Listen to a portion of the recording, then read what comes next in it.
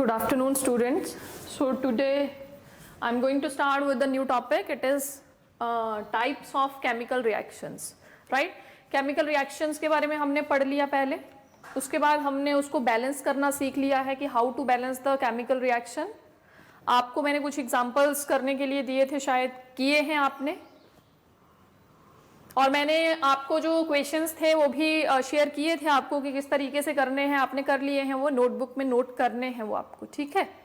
तो आज हम शुरू कर रहे हैं कि भाई कितने तरीके की हमारे पास केमिकल रिएक्शंस हो सकती हैं. हम पढ़ेंगे, उनको डिटेल में पढ़ेंगे, उनके एग्जांपल्स भी करेंगे. तो हमारे पास जो केमिकल रिएक्शंस हैं, वैसे केमिकल रिएक्शंस होती क्या हैं, जिसमें आपके पुराने बॉन्ड्स टूट जाते हैं, नए बॉन्ड्स बनते हैं. मतलब पुराने एलिमेंट्स जो हैं वो क्या करते हैं, आपस में कंबाइन होके, दो चार जितने भी होते हैं वो कंबाइन करके क्या बनाते हैं, आपके पास नए सब्सटेंसेस बनाते हैं जिनकी प्रॉपर्टीज आपके पास क्या होती हैं, डिफरेंट होती हैं. Is this board visible to you? Yes, ma'am. Okay. Yes, ma'am. So write the first one. It is combination reaction.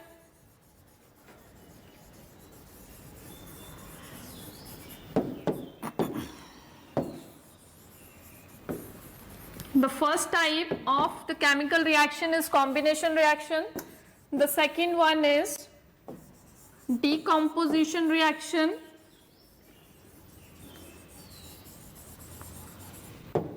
Third one is displacement reactions.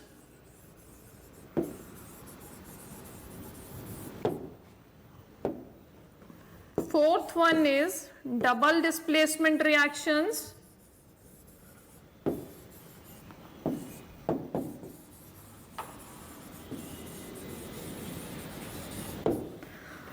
And fifth one is oxidation and reduction reactions.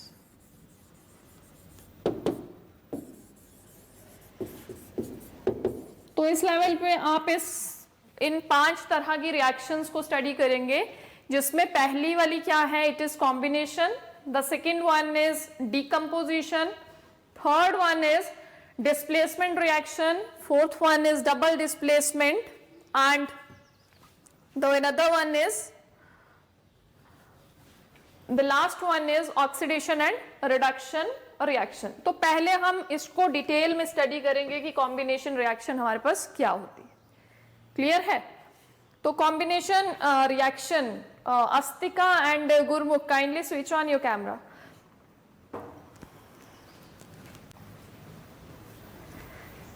The first one is combination reaction.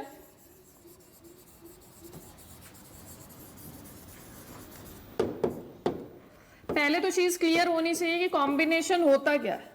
क्या होता है भाई combination? आप 2-3 चीजों को, 4-5 चीजों को इकट्ठा मिला दो और आपके पास जो प्रोडक्ट बने वो कितना, ओनली अ सिंगल प्रोडक्ट. जो कॉम्बिनेशन रिएक्शंस होती हैं वो इस तरह की केमिकल रिएक्शंस हैं जिसमें आपके पास आप जितने मर्जी जो कंपोनेंट्स हैं उनको मिक्स कर दो. एक रिएक्टेंट, 2, 4, 6 जितने भी रिएक्टेंट आप मिक्स कर देते हैं, बट फाइनल जो आपके पास प्रोडक्ट बनता है that is only one. A very simple reaction जो हम शुरू से करते आए हैं. कैसे लिखेंगे combination reaction? The combination reaction is a kind of a chemical reaction in which 2 or more than 2 reactants will combine together and they will give only a single product. आपको क्वेश्चन ऐसे भी आ सकता है, डायरेक्ट पूछ लेता है आपको कि कॉम्बिनेशन रिएक्शन बताइए और उसका क्या बताइए, साथ में अपना एग्जाम्पल दीजिए. या फिर कोई रिएक्शन दे दी है और पूछ लिया कि किस तरह की रिएक्शन है, तो आपको बताना पड़ेगा. ये जो हमने 4-5 टाइप की रिएक्शंस लिखी हैं, जिसमें पहले हमने कॉम्बिनेशन रिएक्शन लिखी है जिसको हम अभी डिस्कस करेंगे. तो आपसे पूछ लिया कि कोई रिएक्शन लिख दिया और पूछ लिया कि बताइए किस तरह की है, कॉम्बिनेशन है, डिस्प्लेसमेंट है, डीकंपोजिशन है, किस तरह की रिएक्शन है, तो आपको बताना पड़ेगा. बट कब आप बता पाएंगे? जब आपको ये चीज क्लियर होगी, राइट? तो एग्जाम्पल लिख लेते हैं, ऐसे जनरल एग्जाम्पल लिखते हैं कि सपोज मेरे पास एक रिएक्टेंट ए था, पता नहीं क्या है भाई, ए था, एक बी था, एक सी था. तीनों को किसी कंटेनर में डाल दिया हमने, मिक्स कर दिया है और उन्होंने मिक्स करके हमें एक सिंगल प्रोडक्ट दे दिया है, सपोज D। तो such kind of reactions are known as combination reactions. Product, उधर प्रोडक्ट वाली साइड क्या दिखे, सिर्फ एक चीज दिखे, नॉट मोर देन वन। अगर मैं कहूं कि भाई मैंने यहां पे प्लस E भी लिखा है तो ये कॉम्बिनेशन का एग्जाम्पल नहीं है।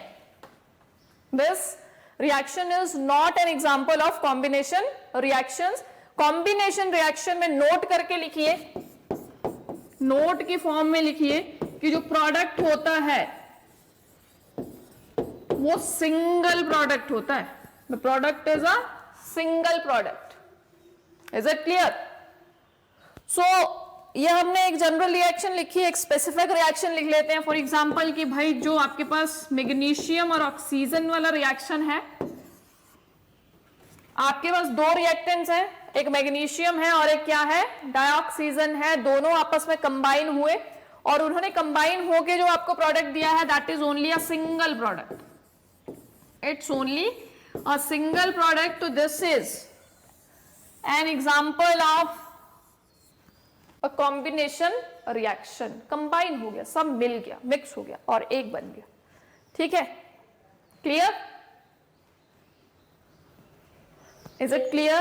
Now, for this we have one activity, activity number 1.4. You have the books and see the activity number 1.4 in which he has taken calcium oxide or quicklime. एक beaker ले लिया, I'll write it is activity number 1.4। इसमें एक beaker लिया है, beaker में ले लिया है कैल्शियम ऑक्साइड,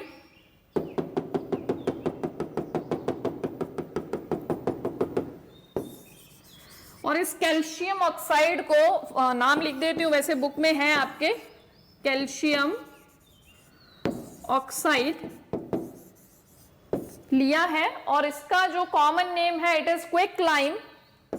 ये केमिकल नेम है, ये आपका क्या है, केमिकल नेम है। समर,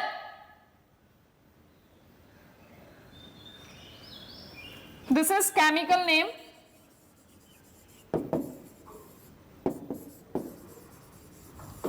और जो कॉमन नेम है इट इज क्विकलाइम।